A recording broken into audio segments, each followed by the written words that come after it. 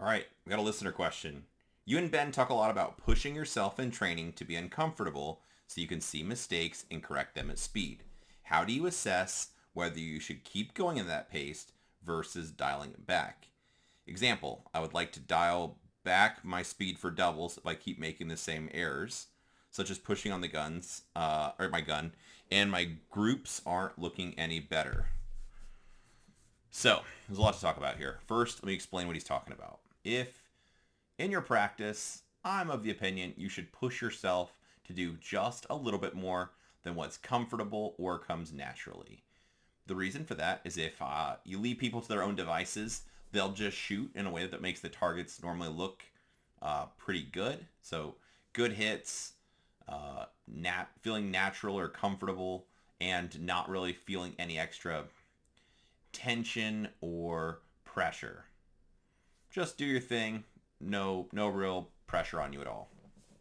So the next step up from that, I would say, is you should feel a little bit of pressure or pushing to do something just a little bit more than what's comfortable for you.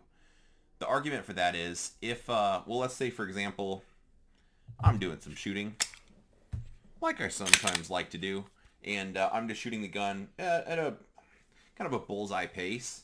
So it's bop, bop, bop, bop, bop, bop, bop, bop. And all the bullets are just stacking in a nice little tight hole. That would be fine. But if I want to shoot faster, more accurately, more aggressively, I'm if I just keep practicing at that pace where I get a really good result in the target and it looks nice, that's not going to get me to where all of a sudden I'm going to think like, hey, I should go faster. I'm ready to go faster. Instead, I'd want you to practice at the pace where you're shooting just a little bit quicker than what you think is comfortable, or reacting to just seeing the color of the sight, whereas maybe before you want it to be a stop stable dot. Something along those lines where you're basically just doing it a little bit more, a little bit faster than whatever you want to do comfortably that would give you really nice results. So by doing that, going just a little bit more, it will make that start to feel normal at some point. And what this person's talking about is if you do it where you're just a little bit uncomfortable, you should at some point start kind of linking cause with effect. So you can feel, for example, this person's talking about the rapid fire pairs.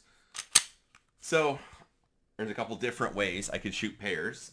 I could go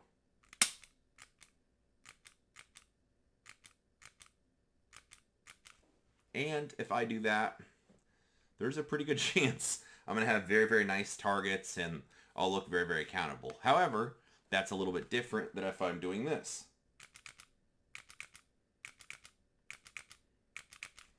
Because pressing the trigger that much faster is going to make my firing hand want to clamp down, make me want to push into the gun.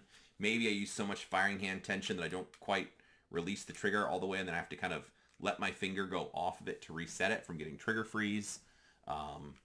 All those kind of things. So you practice to where, again, like in this example with the doubles, the really rapid fire pairs, and then at some point, just a little bit more than what I'm comfortable with, that starts to seem normal. I kind of key in on the main inputs. For that example, my firing hand keeps pushing into the gun, dang it, as much as I don't want to.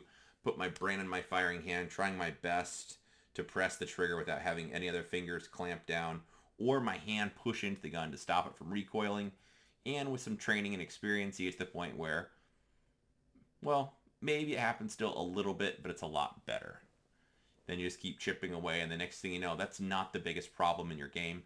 There's something else that you really need to work on, because that's the next thing that's holding you back that you're struggling with in matches or practice or whatever. So again, to explain the whole thing, you're training where it's just a little bit uncomfortable, and you want to be at a rate where you can assess what's going on and link cause with effect.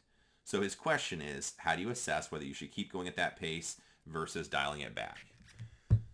The thing I would say is if you're able to articulate what happened, that tells you that you're probably training where you should be. If you have no idea where the bullets are going, what's happening, or it's just not feasible, that would be like an indication that it's too much.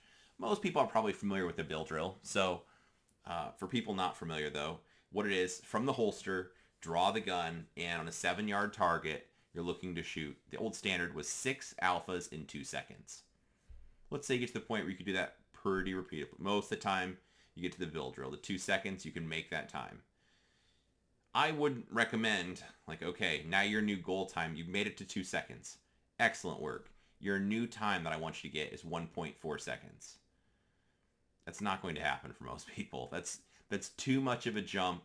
That's way too much that's too big of an ask if you're just making the 2-second mark. Instead, maybe you say, I want it to be 1.8. That seems a little bit more obtainable. It's still a big chunk of time off, but you can start looking at, okay, is my firing hand relaxed? How fast am I splitting the gun? What's my draw time? Whatever. But the new goal would be, I mean, it's a little bit faster. That's 0.2 of a second. That's not nothing. But I'm also not asking you to take off more than 3/4 of a second or a full second off that time, because that's too big of an ask. So that's a fair way I think you should assess, is if it's kind of reasonable, or if you're looking at kind of chipping away at what you're doing compared to, I don't know, breaking it in half, cutting the time in half, or asking a way bigger ask. For example, in the rapid fire pairs, doing the doubles, let's say you get pretty good at doing it at 10 yards, and all of a sudden, so I'm pretty good at 10, I'm going to start working on it at 40 yards. It's like, bro, are you kidding me right now? We just got to 10. Let's try it at 15 yards first. The other thing, like I mentioned, I call it kind of Instagram style shooting, or slot casino style shooting. You'll get to a point where you're pushing something hard enough, and there's kind of an amount of luck involved. Meaning you and the guy recording are figuring out at the same time if you accomplished your goal. Just do. It's a little bit more than possible. It's not really a stretch. It's more like a leap. And then it's tough to like assess the target. I'm not sure where they went.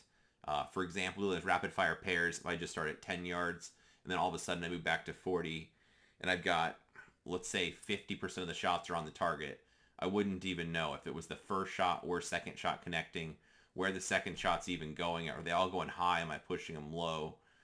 It's just like, I wouldn't even know where to diagnose the target in that example if you're just connecting with the target at 10 yards. But look at 10 yards, like, it's, a little bit tear-shaped. It looks like maybe it's a little bit of a seatbelt pattern on the target. Let's step it back to 15 yards. They're still on the target. You can see where they're going. You can still get cause and effect. You'll see like first shot, second shot. Dang it, yes, I'm pushing down the gun. Okay. So you kind of keep working at it and chipping it away at that distance, which is just a little bit more of an ask, but not not completely crazy. So that's my 2 cents. So if the person asking this question, how do you assess whether you keep going at that pace versus dialing it back? I think the honest question to ask yourself is what you're working at doable? Just talking about draw times, let's say you're a person that normally draws in a 1.5 seconds. If you decide today's the day to do a 0.8 draw, and you've been drawing it 1.5 seconds, it's probably too big of an ask for that day. I don't think that's likely going to happen unless you're doing it in dry fire, regularly or whatever. So kind of use your gut a little bit and see, is what I'm asking or what I'm trying to do reasonable based on the results I'm getting now? And if I fail, do I have a good idea of where the shots are going? Even if I can't see them on the target, I can feel my hand pushing down. I see my sight lifting off the top of the target, and to my eternal shame, I'm watching the dot. So I'm firing rapid fire and I just watch the dot lift right up off the top of the target. It's like, there's no doubt the bullets are going over the top of the target. That's the time to in that example, get the target closer, slow down. Another limitation could be the equipment. So shooting, for example, I have a Glock 43. It's a great pistol, but doing doubles with that thing at 25 yards is a pretty big ask. It's a small pistol. There's not a lot to hang on to. It recoils quite a bit. It's tough to get a good connection on the gun. So at that distance, I might have to really slow down the pacing to make sure I'm hitting the targets, because just ripping rapid fire pairs with a small little Glock 43 at 25 yards, I haven't tried it before, but it sounds like a little bit too much of an ask. So the equipment could be the limiting factor also. If it's a smaller gun or a gun that doesn't fit you well, or a heavy recoil and caliber or something along those lines. So hopefully that makes sense. Like I said, the kind of just a gut check. Is what you're trying to do just beyond what you're comfortable, or is it a, a small step or a big jump? And if you make a mistake, are you able to articulate back what's happening, what's going wrong, what you're not doing? Because that's going to be the biggest way to fix your shooting. If you can articulate back what's happening, every once in a while I catch myself staring at the sight. That's why the shots are doing this. Every once in a while I can feel my firing hand clamp up. I know I'm pushing them low. I can feel that happening. That's really good. Doesn't mean you're a bad person. It just means you've located the issue and you know what to work on. So anyway, that's my 2 cents on that. Hopefully that makes sense. But if you have any questions or any aspect of that you need me to go into more detail on, just drop it below in the comments. I try my best to read through the comments. And if it's something easy that I can answer with a sentence or two, I'll just answer it there. Or if it's a longer, more detailed explanation, like for this person, this was just a question from a recent video I did, then I'm too lazy to type all this out. So I'll just make a video so it's less work on me, and I can be a lazy person sometimes. So appreciate you watching. Like, share, subscribe, all that garbage, and have a great day.